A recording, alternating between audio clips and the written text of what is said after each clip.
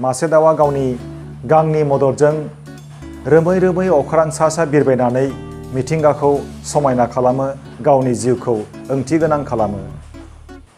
मासे दाउआ लैथो लैथोमा सा सा बिरबायो, हाजो हाजोमा सा सा बिरबायो, बिफां दालाइ बिलाइयाव बानानै मेथाइ खनो।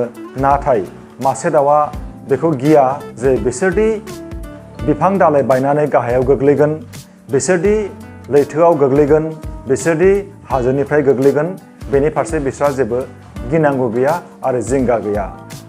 मानो होननानै बुङोब्ला बिसोरहा गां दङ, गोहोगोरा गां दङ आरो गावनि गांनि सायावनो बिसोरो फोथायनाय दङ, गावनि सायावनो बिसोरहा सेल्फ कनफिडेन्स होननाया दङ।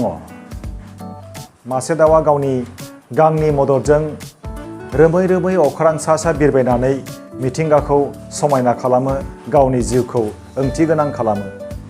जेब्ला जोङो गावनि सायाव फोथायनाय थागोन अब्ला जोङो देरहासार जागोन।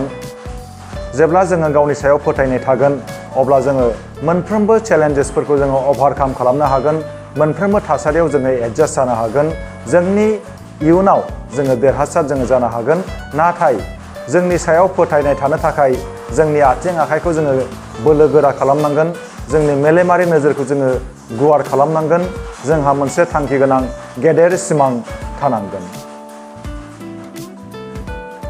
लैथो लैथोमा सा सा बिरनानै बिसोरो बुहुमखौ नायगिदिंगोन, हाजो सा सा बिरबायनानै बिसोरो बुहुमखौ नायगिदिंगोन, बिफां दालाइ बिलाइ बानानै मेथाइ खनगोन, मोसागोन, रंजागोन।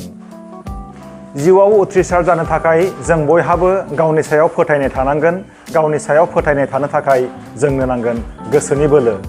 मासे दाउआ गावनि गांनि मददजों रोमै रोमै अख्रां सा सा बिरबायनानै मिथिंगाखौ समायना खालामो, गावनि जिउखौ ओंथिगोनां खालामो।